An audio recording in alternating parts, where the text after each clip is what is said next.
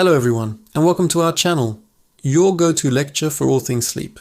Today, we're descending the dark stairs, a journey into the mysterious yet essential world of sleep. It might sound a bit spooky, but trust me, understanding what happens when you close your eyes is the key to unlocking a healthier, happier life. So, grab a comfy seat, maybe a warm cup of tea, and let's begin our descent into the fascinating science of slumber. First, let's talk about why we even need to sleep. It's not just about feeling tired. Sleep is an active, vital process that your body and brain need to function. Think of it as your own personal maintenance crew that comes in overnight. While you're dreaming, your brain is hard at work, sorting and storing memories from the day, kind of like a librarian organizing books on a shelf. This process, called memory consolidation, is why a good night's sleep can help you learn a new skill or remember important information for an exam. At the same time, your body is busy with physical repairs. Your cells produce more protein, the building blocks for cell growth and damage repair. Your muscles, which have worked hard all day, finally get a chance to relax and recover. This is why athletes prioritize sleep. It's crucial for peak performance. So sleep isn't just downtime, it's prime time for restoration. Now let's descend to the first step on our dark staircase, the sleep cycle. Sleep isn't just one long, continuous state. Instead, we cycle through different stages throughout the night, each with a unique purpose. A full sleep cycle typically lasts about 90 minutes, and we usually go through 4 to 6 of these cycles each night. The journey begins with non-REM sleep, which stands for non-rapid eye movement.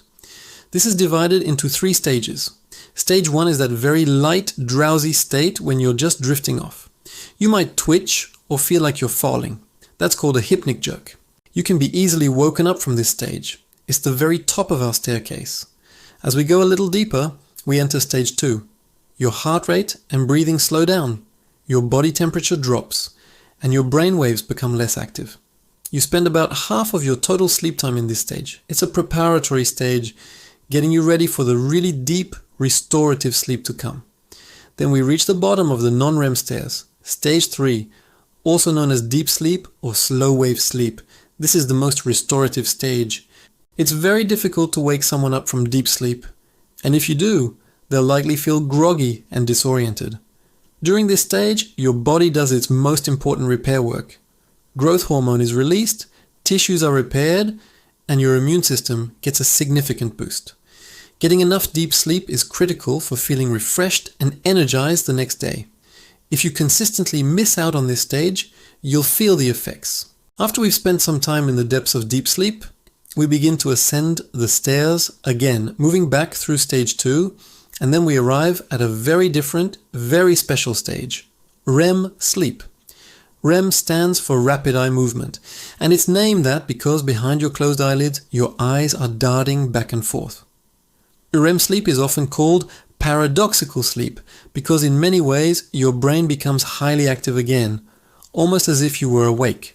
Your breathing becomes faster and irregular, and your heart rate and blood pressure increase. However, your body is essentially paralyzed.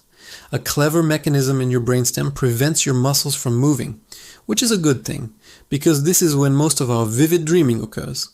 This temporary paralysis stops you from acting out your dreams. REM sleep is incredibly important for your mind.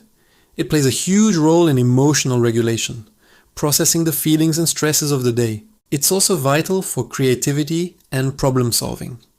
Have you ever gone to bed with a difficult problem and woken up with a solution? You can thank REM sleep for that. It helps your brain make new and unusual connections between ideas. So, a typical night looks like this. You descend from light sleep into deep sleep, then ascend back up to REM sleep, and then the cycle starts all over again. Interestingly, the composition of these cycles changes throughout the night. In the first half of the night, you spend more time in that restorative deep sleep.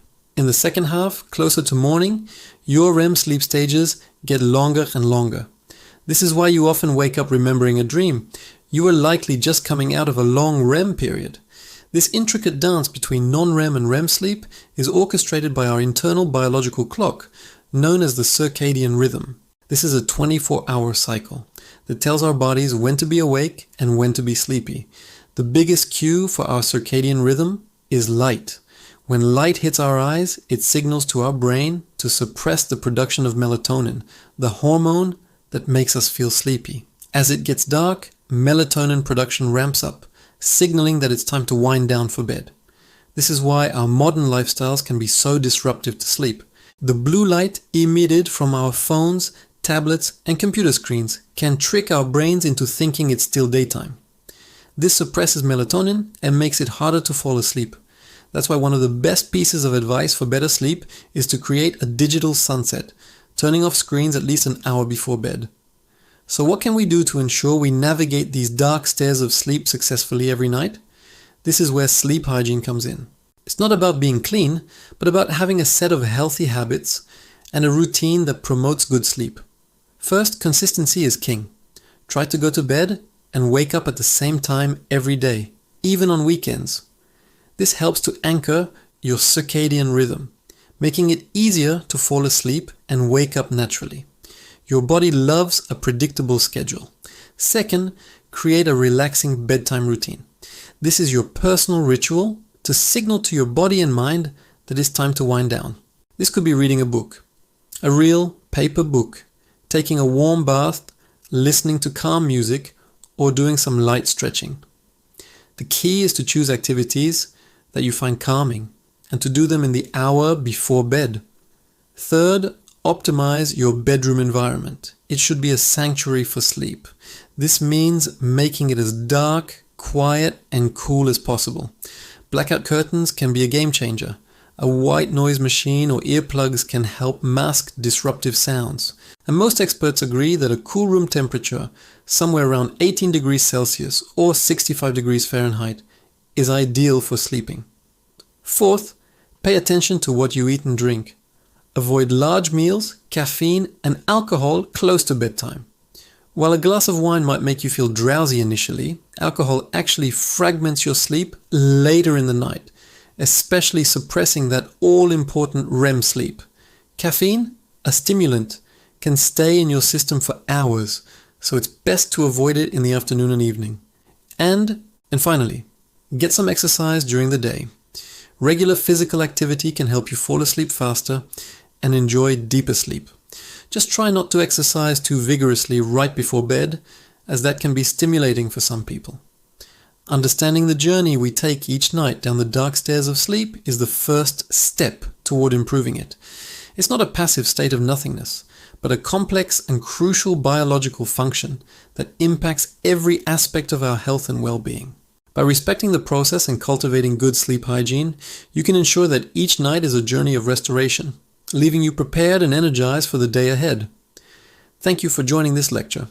I hope this descent into the world of sleep has been illuminating for you. If you found this helpful, please like, subscribe, and hit that notification bell so you don't miss our next deep dive. Sweet dreams and sleep well.